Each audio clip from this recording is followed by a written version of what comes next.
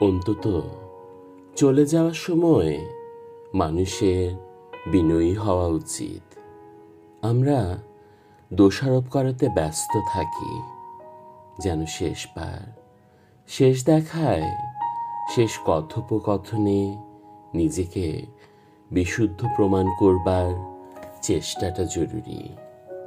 শেষ দেখায় মানুষ কেন বিনয় নিয়ে বলতে পারে না, তোমার সাথে এই অল্প সময়ের জার্নিটা সুন্দর ছিল। অন্তত চলে যাওয়ার সময় মানুষের বিনয়ী হওয়া উচিত।